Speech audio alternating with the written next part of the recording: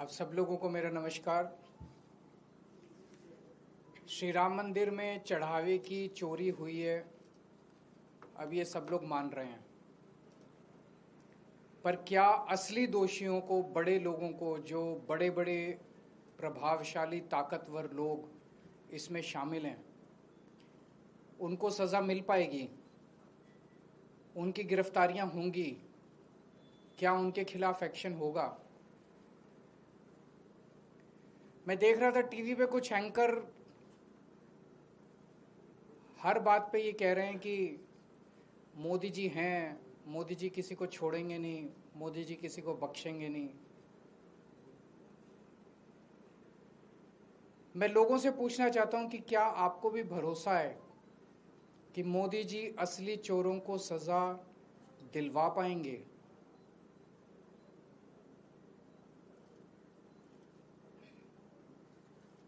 मैं ये नहीं कह सकता, मेरे पास इस बात का कोई सबूत नहीं है कि पैसा मोदी जी तक पहुंचा। इस पे मैं कोई टिप्पणी नहीं करूंगा, लेकिन पूरा घटनाक्रम ये जरूर दिखाता है कि मोदी जी ने पूरे मामले को रफा दफा करने, उसको ढकने और दोषियों को बचाने में कोई कसर नहीं छोड़ी है।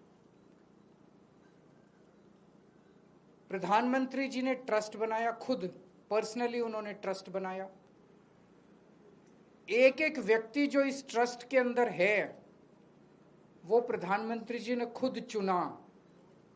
प्रधानमंत्री जी के अपने लोग हैं इस ट्रस्ट के अंदर।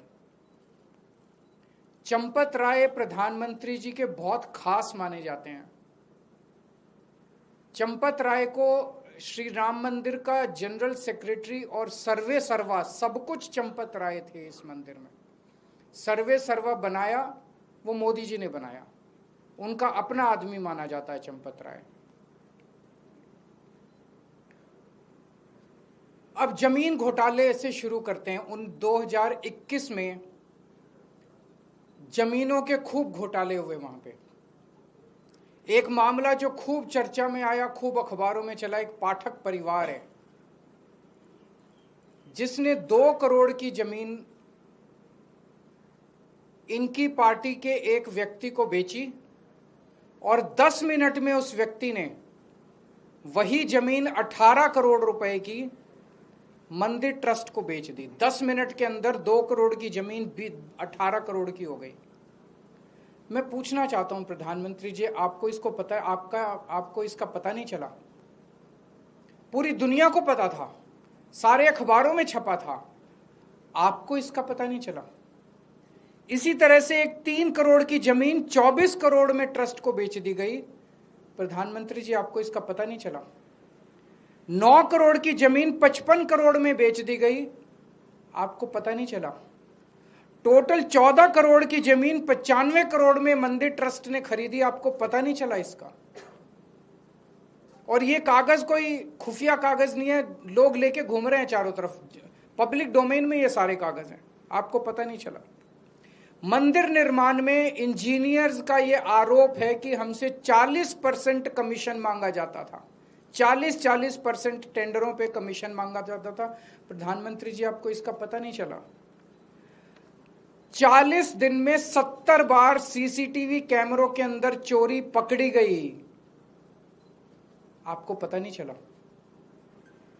8 महीने की सीसीटीवी की फुटेज डिलीट कर दी गई, प्रधानमंत्री जी आपको पता नहीं चला?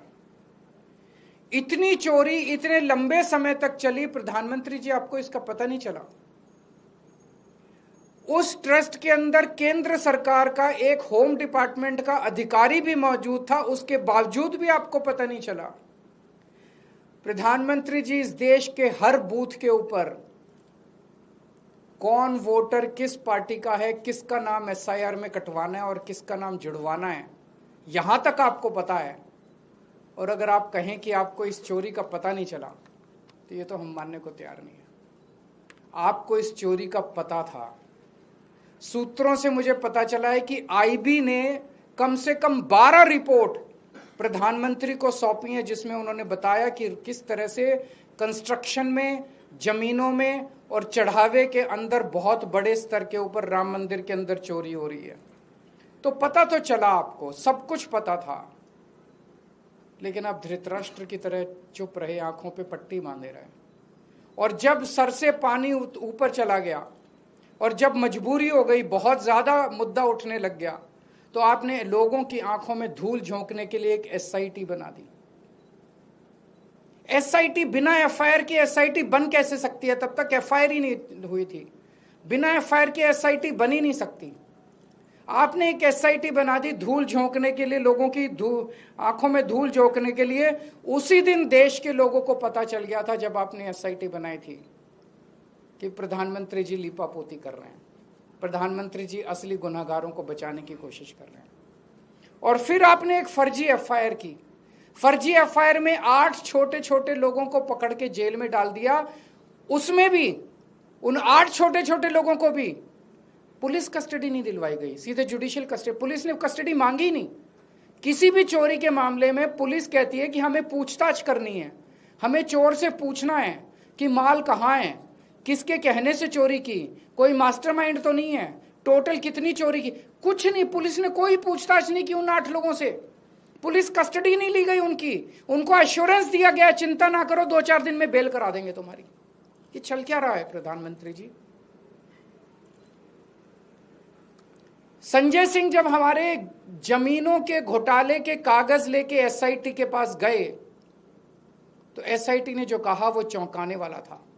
एसआईटी कहती है हम जमीनों के घोटाले की तो जांच ही नहीं कर रहे, हम तो केवल चंदा चढ़ावे की जांच कर रहे हैं। तो ये एसआईटी कर क्या रही है? कंस्ट्रक्शन के घोटाले की जांच नहीं कर रही, जमीनों के घोटाले की जांच नहीं कर रही। वो जांच कौन करेगा? 2021 में यूपी सरकार ने जमीनों के घोटाले के ऊपर एक एसआईटी बनाई थी। वो एसआईटी रफा दफा हो गई, किसी को पता भी नहीं चला उसकी रिपोर्ट कब आई और कब गई।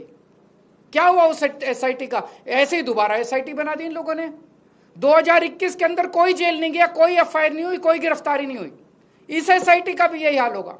सबको बचाने की कोशिश की जा रही है। जिन लोगों ने इस्तीफे दिए हैं, कहा जा रहा है कि आज भी मंदिर वही चला रहे हैं, आज भी मंदिर उन्हीं लोगों के हाथ में। आज भी मैंने जो कागजों में इस्तीफा दे दिया, मंदिर उन्हीं लोगों के हाथ में है, वही लोग चला रहे हैं।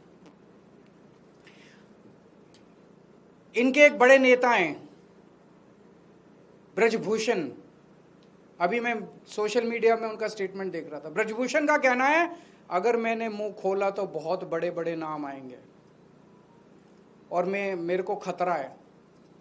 ऐसे कौन से नाम है जिससे ब्रजभूषण को भी बोलने में डर लग रहा है? बाबा बागेश्वर धाम का मैंने स्टेटमेंट सुना, उन्होंने कहा बहुत बड़े बड़े लोग शामिल हैं, अगर मेरे ऊपर आंच आ सकती है अगर मैंने मुंह खोला तो। इतने देश के ताकतवर और इतने बड़े लोग नाम लेने से डर रहे हैं, तो इसका मतलब ये 8 लोग जिनको गिरफ्तार किए तो आंख में धूल झोंक रहे हैं, असली लोग तो कोई और है। जिनको पकड़ा गया वो तो सिर्फ प्यादे हैं। तो मैं प्रधानमंत्री जी से पूछना चाहता हूं, प्रधानमंत्री जी, इस देश की जनता जानना चाहती है कि आप किसको बचा रहे हो और क्यों बचा रहे हो और आपकी क्या मजबूरी है? देश के करोड़ों करोड़ों लोगों की आस्था उसको ठेस पहुंची है। अगर आप लोगों के कोई 1-2 प्रश्न है तो।